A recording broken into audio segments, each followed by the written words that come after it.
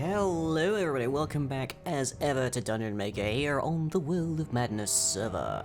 And today we are sorting out our iron problem and simultaneously our iron golem problem, because as you can see we have so many iron golems. I don't think I have ever seen this many iron golems in one place. Certainly not, like, at least when there wasn't an iron golem farm that was breaking in some fashion. There are so many here.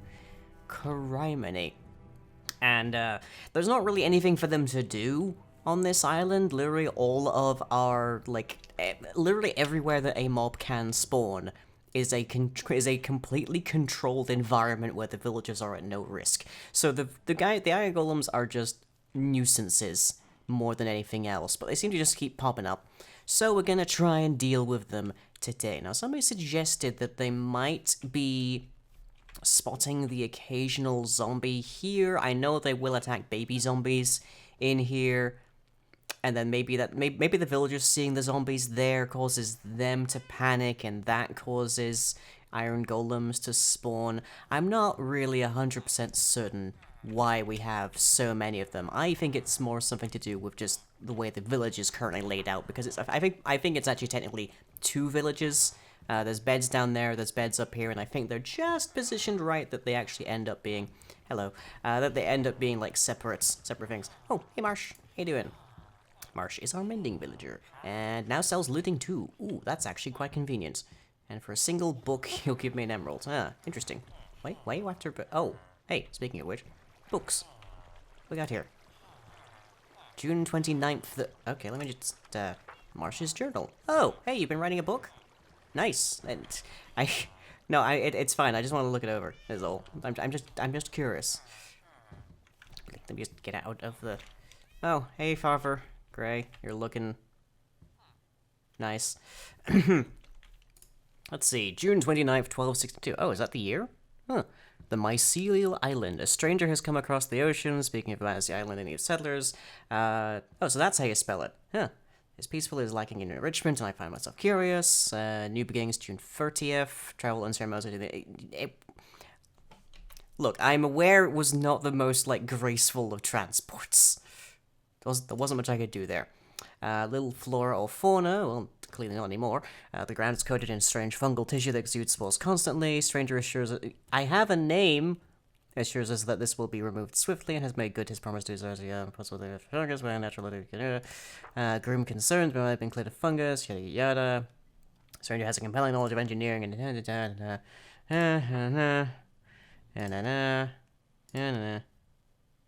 oh, we have a mycologist? Oh, nice. I wasn't aware we had a mycologist. Yeah.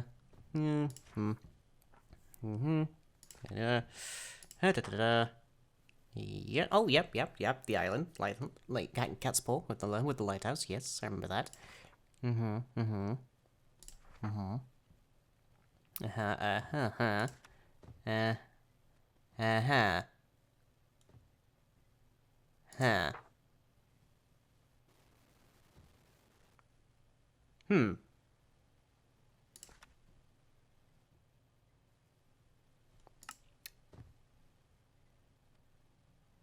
It's probably fine. I mean, who am I to talk? Okay, Marsh, you can have your book back. I'll just plonk it back there for you. Okay, right. Oh god, we've got to get rid of these golems. Okay, so we have very little iron, and we have a huge iron golem problem. These two things logically can mesh together quite happily. Now, there's a slight problem, which is that once we get rid of these golems, we're going to accumulate golems at a relatively slow rate again. So, it's not going to be a magnificent iron farm, that's for sure. But, moreover, all of the actual, like, efficient and fast iron golem farms kind of rely upon a very simple and understandable notion that your villagers are in a contained environment, as opposed to what we have here, where they're just sort of wandering wherever they like. We're very free range here, as it were. So we really, we need a situation where we can ideally spawn or at least attract iron golems to a location so that we can then harvest them in a fashion that does not also harvest the villagers, and especially does not harvest our wonderful, wonderful foxes. In fact, I believe we have another one that's ready to go. Yep, there you are. Who do we have here? Skies. Hello. You guys want some food? You want some food, right? There you go. Have some food. And bloop. Bab. Through the very simple filter. And we're gonna call you Penguin. Why not? Penguin Piper. There you go. So we just got 4 left. Right. In order to get this going, I have tweaked a design I have found elsewhere. So this won't be exactly the best, quite probably, but we're going to start off with a little bit of terraforming, just so we have a nice flat area to actually deal with. So to that end, let's go over to our eye in the sky. Remember, Cam, as I quickly establish what will essentially be the first road on the island.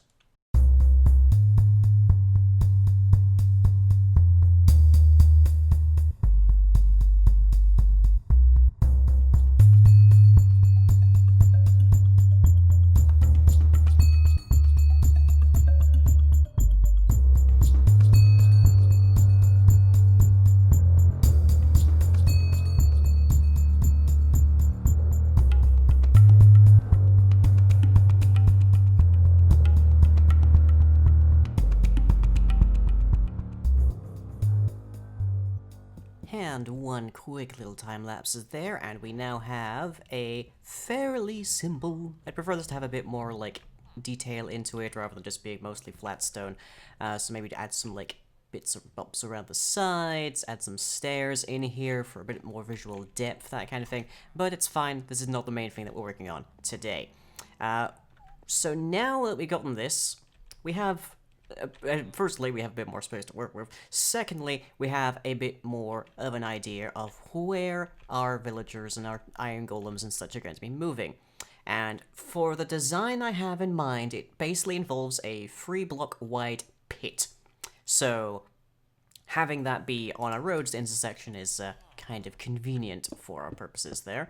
And I think Sakura ran off with one of my cobblestone, or one of my pieces of stone somewhere, so hopefully that doesn't come back to bite us. So first up, we want to dig this more than 3 blocks low. We want to do that because AI will avoid trying to pathfind over drops that are deeper than that. And we're going to go a little bit lower than this, just to be on the safe side. There we go. Okay. Yeah, let's go another block. Just to really nail home to the Pathfinder that they should not be dropping down here. And up there, we need to have essentially some kind of lure. Now, there's significant contemplations to be had on what kind of mob you want to be using for a lure, because a lot of the ones that Iron Golems will attack, and that's the one we're looking for, have ranged attacks, or are really hard to wrangle, or more specifically and potentially annoyingly, depending on your usages here, will actually also cause Iron Golems to spawn. So depending on exactly what you're trying to get this to do, you want to be careful with that. But Iron Golems are about 3 blocks tall, 3 blocks wide, 2 blocks deep, give or they're really fussily sized. So we're just going to dig a little bit further this way. Annoyingly, we appear to have a gravel deposit here. I'm going to have to try and fill that in. So, in order to ensure that our villagers and other livestock don't happen to... Our villagers and livestock don't drop down here, we need to, firstly, use this pit depth to encourage them not to register this as a valid pathing location. And then we need to try and make sure that even if they do get nudged in, if an Iron Golem, for instance, was to charge in from that side and nudge that mushroom down here, we need to make sure that even if they get nudged in somehow, that they don't die. So to accomplish that, we're going to be being a little bit sneaky, and I wish I'd grabbed water before I came down here. Oh well, that's what wings are for, I guess. If we dig out a little around here, and we plonk the water there, as well as there. It's not perfect just yet, but you note at the end here that we do get this sort of point where we are always, no matter where we get in here, we are always being shoved to the middle. That's the important detail here, because we need to make sure things are always on the same side, or the same position, to ensure that they always end up being pushed in the same way and to the same point. Now, as an ideal, we want to actually also have a couple of signs here, just to make sure this isn't that like there, because otherwise they will take an age to get pushed over, and they might fall into something we don't want them to be doing, and all sorts. So let's just blip sign there, and on the dotted line there. Okay, so that is the first part. We will now be pushed towards the center. Just beyond this point is where we want to actually be doing that. There is a limit here, so that we need to be wary of that. It doesn't matter too much how far we push these guys, but we want to make sure that they're nonetheless being pushed essentially to the limits. Is this as far as it goes? That is as far as it goes. Okay, so about here's where we'll have our next step. Ow, do you mind? Now, villagers are a problem here. Our cows, our sheep, our mushrooms, our foxes especially, all of that, they're fine, because they're dramatically, significantly lower than 2 blocks in height.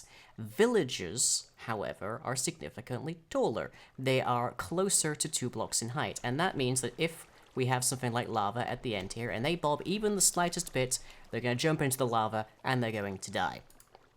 Rather unpleasantly, to say the least. So, to avoid that, if I can just, yep, we are going to only have lava on 2 sides and not the middle. Remember, the middle is where all of the mobs are being pushed towards. So consequently, anything that's in the middle will not be affected by the lava. That is the idea, at the very least. We'll find out, presumably, when Father Grey or something walks into it, that, oh hey, turns out, nope. Okay, so put lava in those 2 pieces, nothing else will get burnt, hopefully. Now, the iron golems absolutely will get burnt. That's kind of the point here. And now that we have ensured that anything else will survive, we of course need to ensure that it gets out of here. And that's going to require a bit more water. And I really should have figured out a way out of here first, shouldn't I? One moment, everybody. Water has been retrieved. Right.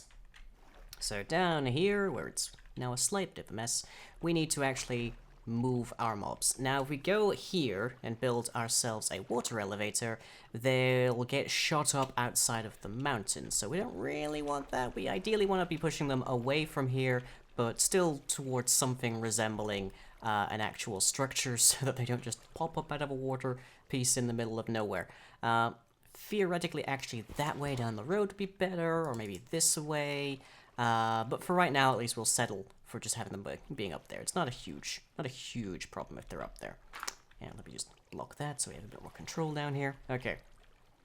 So, our general all-purpose water elevator is not a terribly complicated thing.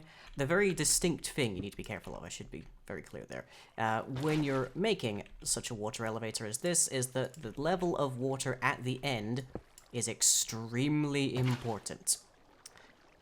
Now, I think, yeah, we should at least be able to test this out for the moment by plonking a sign there and putting some water here. Of course, I'm out of... Oh, no, there we go. One more water. So, yeah, okay. If it hooks up like that, it should, ideally, be high enough that it's able to push you over towards here. If it doesn't do that, then you need to get a little bit more creative. So, are we pushed up here? Doesn't have to be very fast, just as long as we get pushed up here. We are. Okay, good. And if we're from way over here... Yeah, it's not very quick, but that's fine, as long as we're pushed up there. Especially if it's reliably. Good, good, good. Okay. So, for players, you only really need the one. For players, you just need the one column of water source blocks going up. But for mobs, it's a little bit more complicated. Because you will notice if you're using these much that you more or less only get shoved if you actually more or less have like even slightly into the column.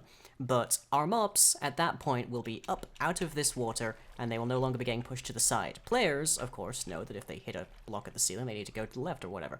But mobs don't know that. So mobs need a little bit more encouragement. And thankfully, I have a bunch of buckets for this. This is the point where having a water source down here is helpful. Yay!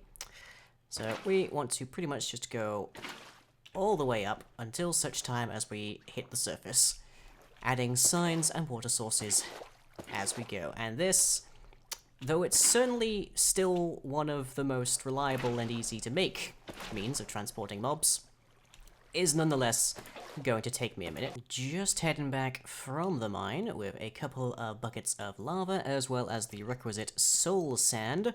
And I think that we should be just about ready to, at the very least, test this. Okay, I really do want to make sure we have some, like, protection there, just to make sure. Okay, so if I pick this up and just let my character go where I like, then I will be, firstly, shoved to the middle, away from all of this lava, and secondly, I am significantly too short, story of my life again, to actually get caught in the lava, unless I do something silly like jump, but because I'm in the middle, we shouldn't actually have that problem. Thank you, that's what I was looking for. Okay, so I just get shoved slowly to the middle and down to the bottom, like that. Okay, and if I get rid of that, and ideally pick up the stone cutter that I love so much, thank you, then we can get rid of this and replace that with soul sand. And if I then get pushed into here, then up I go. Okay, blump. And I've got a sideways flowing line up here to hopefully encourage the mobs to actually get shoved out more, but I don't know if that's going to work out as well as I might like. The signs do have to be on the side of travel, so there's not too much I can do about that. I suppose I'm trying to think, if I got rid of this and put a source block there as well, then maybe that would work a little better, but it's fine. This should work well enough. And the next thing is the biggest pain in the neck, which is that we now have to create a means by which our... Do you mind? That's the water pushing me up a little bit. We have to... Well, that's the water pushing me up against this block, which obviously will not be here momentarily. Bleh. Oh, and we don't have a sign there. We're missing a sign. Okay. Need to remember that. Well, let me plunk this here, and we can just happily make some more. Okay, so that sign there. That prevents anything coming down here. Good. And now we need to turn this back into a single pair of water sources. Why does that look like a singular one? It's probably fine. Okay, there we go. Thank you for returning my water buckets. This is gonna get very awkward. My inventory is a complete jumble. And da-da. Okay, good, grand. And then we get shoved through here, and because we are still very much inside of Mushroom Island, we are not going to get any problems with hostile mobs, so, but the torch is just there for our benefit more than anything else. I need to pick this up, but I don't really have anything on me with which to pick it up. Let's get rid of that. Retrieve that, shove it in there, pick it up. Thank you, okay. All good. Happily out. Right. Now, fortunately for me, it's night, although, yeah, I am the only person on the server, so consequently this shouldn't be... it's still gonna be a problem. Okay. So the first thing that we need to do is put up some pillars around this intersection, this junction, this corner, let's be real, in order to encourage our A, iron golems to go into a specific direction when they're coming in here, and B, to discourage anybody from potentially being in a situation where they're perhaps stood on the corner here and they get nudged over, or they try to pav along here and they fall in, that kind of thing, just to greatly reduce the odds that we get any undesired mobs in here. And then the really hard part starts, which is that I have to get a zombie out of there, over the heads of about 30 iron golems, into a position where those iron golems will not then attack him, well, will not be able to attack him, but will try nonetheless, so they fall down there. And before that part, I need to actually add hoppers down there to grab any gubbins they might drop, so this is going to get interesting. But this is going to be very fiddly and wild, so I will see you after that. Okay, nightfall is approaching. We have our Zomble. And we're going to name this guy Golem Custodian, because that seems contextually appropriate. Okay. Gonna come and get me? Thank you very much, Golem Custodian. Ow. Okay, there's 2 in there. We didn't want 2, but one of them will despawn in short order. And has... never mind. Oh, good. Is it Golem Custodian that's picked up the dirt block? That's fine, actually. I'm alright with that. Now, as we can see here... obviously I need to tidy this up, but our Golem is not wandering in. Oh, seriously? Now? Oh, what a mess of an episode. Okay. So, over there, once again... I'm so glad I have a rocket factory, because I'm burning through so many right now. Yep, there go the phantoms. Good. Now we just need to cap this off to make sure that our zombie doesn't get affected by the sun. Let's get rid of that entirely. Thank you. So plunk that there, and there. I'll also come along and pick up this. Being very careful to stare at it the whole time, because we've discovered that is a slight bug. But don't really want to lose a zombie spawner. Not that it's actually that huge deal. This was not retrieved from the grinder. Okay. So, in order to ensure that our golems actually do go into here, we need to add some water, some like water channels to. Oh, seriously, you're both holding items? Well, that's a bother. Okay, I will beat you to death, the true death, and then we just need to add some floating water channels at an altitude that will prevent our other animals and such from being. Can I pick up that? Thank you, trapdoor. That will prevent our other creatures and such from being picked up by them. Just to give them the last little nudge that they'll need to go in there. Alright, so this should be the last little bit we need for the moment. Okay, right. So the villagers will not fall into this because they try very hard not to be anywhere near it, but the iron golems will occasionally spot our Zomble up there and will actually try and attack him. We might just see that about to happen here. No? I did test this in single player, but they might be a little bit more discerning here. But there we go. So he walked towards, and he didn't try to walk in there, but he got pushed because the water was at his head. And we hear the wonderful sound of iron being harvested down there.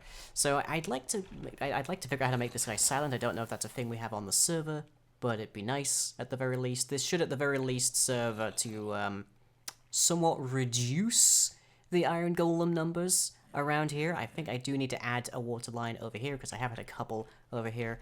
There's obviously also some golems on this hill. I don't know if we want to remove this hill outright or if I just want to make it a bit harder at the very least for the iron golems to be up here. But we shouldn't have too much trouble. I don't think they can even reach the zombie in any fashion. Pretty much at all. So that if I see a chat log message that says Golem Custodian has died, then we know what happened. Anyway, so can I get you off this hill? You know, this hill to die on. I have a much better pit to die in. But anyways, so yeah, and because it's a zombie, the villagers will routinely... Oh, hey Shadow. Had a birthday recently? Happy birthday. Because it's a zombie, the villagers will panic, and then will also spawn more golems, but if we feel a need to actually, like, move that somewhere else, if we want to make a more, like, dedicated location for generating golems that we can do in a more confined space and such, then we can swap that out with just, like, an endermite, and the golems will still try to murder it, but it won't panic the villagers and cause more golems to spawn. But dear lord, there's so many. Oh boy, I may actually have to go on a little manual harvesting spree just to make sure that just to cut the numbers down. There's so many of them. But that is all that I have for you all today, so hope you've all enjoyed, and as ever, I will catch you all next time. I've just realized I'm not in full screen mode. Well, deal with that. Your eyes are getting heavy. Your mind is feeling clouded. The sound of my voice is relaxing you. You feel an urge to support this and other content I produce by going to patreon.com/lying, where you can pledge and receive fun rewards for your obedience. You will remember to support patreon.com/lying.